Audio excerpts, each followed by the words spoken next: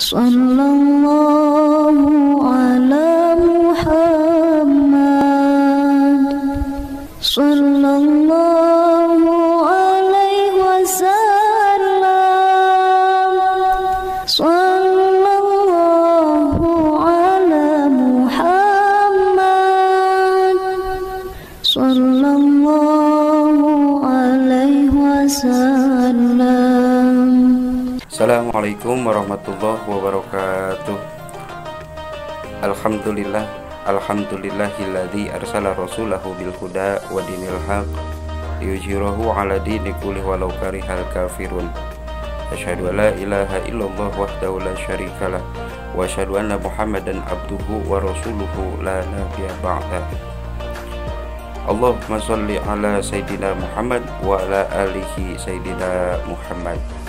Puji dan syukur mari bersama-sama kita panjatkan kehadirat Allah Subhanahu wa taala yang alhamdulillah pada kesempatan ini kita bersama-sama masih diberikan kenikmatan oleh Allah Subhanahu wa taala.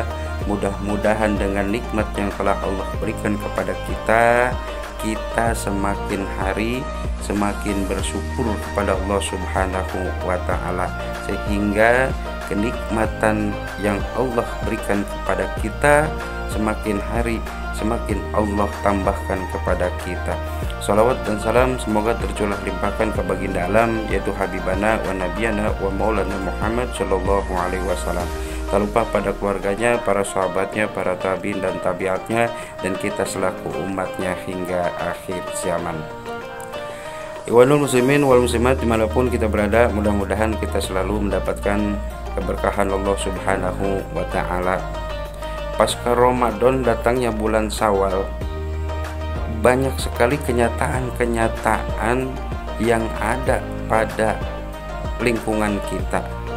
Padahal setelah 1 bulan kita menjalankan ibadah puasa dan ibadah-ibadah lainnya, diharapkan setelah bulan suci Ramadan berakhir, diharapkan kita menjadi orang-orang yang bertakwa.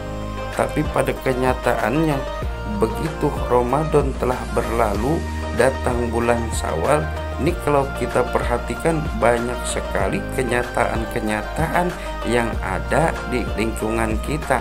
Apa saja kenyataan-kenyataan yang sudah jelas dan sudah pasti yang ada di lingkungan kita? Yang pertama, ketika pasca Ramadan datang bulan 1 Syawal, nih mulai malas kita melaksanakan ibadah, khususnya ibadah sholat 5 waktu. Yang kedua kenyataannya yaitu masjid-masjid mulai ditinggalkan.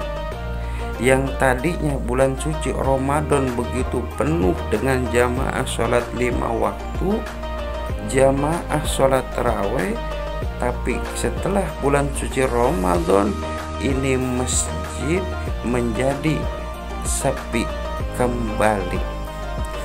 Kenyataan yang ketiga, kita mulai malas untuk melaksanakan puasa sunnah, seolah-olah kita sudah merasa banyak pahala setelah melaksanakan puasa 1 bulan penuh, sehingga ketika datang bulan Syawal ini kita dimalaskan dengan puasa-puasa sunnah yang lainnya.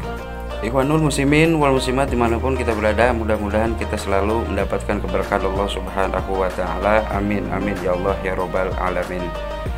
Kebiasaan ataupun kenyataan yang keempat yaitu kita mulai meninggalkan sholat malam ataupun sholat tahajud. Yang biasanya selama bulan suci Ramadan kita rajin melaksanakan sholat tahajud ataupun sholat lail, dikarenakan kita sering bangun jam 3 ataupun jam setengah 4 sebelum melaksanakan sahur, kita terlebih dahulu melaksanakan sholat tahajud. Tapi begitu datang bulan Syawal, kita enggan untuk melaksanakan sholat lail karena kita terbiasa bangun pada waktu sholat subuh. Adapun kebiasaan yang selanjutnya, yang kelima, yaitu tadarus kita, qiraah kita untuk membaca Al-Quran mulai kita tinggalkan. Inilah kenyataan-kenyataan yang terjadi setelah pasca Ramadan. Bukan ibadahnya kita tingkatkan, malah kita kendorkan. Inilah yang sangat tidak diharapkan oleh Rasulullah Shallallahu Alaihi Wasallam.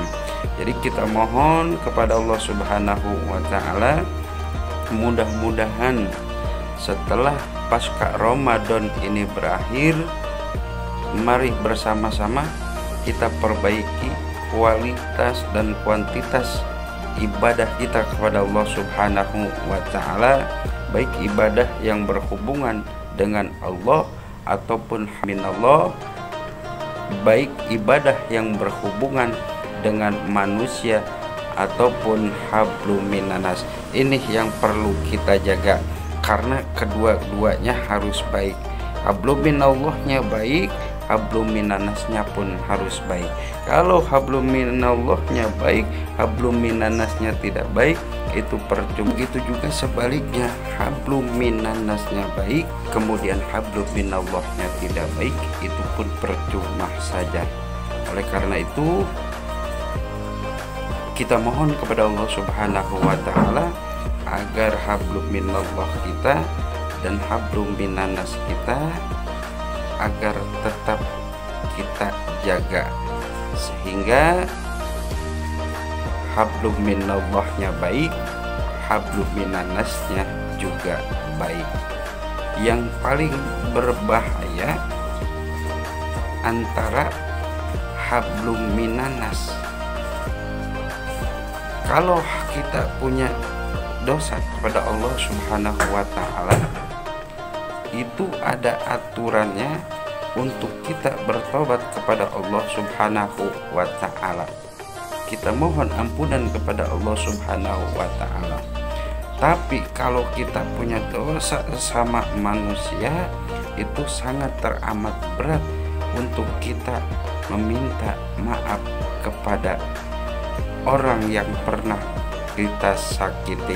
Oleh karena itu, momen Syawal ini mari kita jadikan ajang kita untuk bersilaturahmi, ajang kita untuk memohon maaf satu sama lainnya, agar ibadah kita diterima oleh Allah Subhanahu wa Ta'ala, dan pasca Ramadan ini kita kembali dan kita betul-betul kembali kepada kesucian seperti bayi yang baru dilahirkan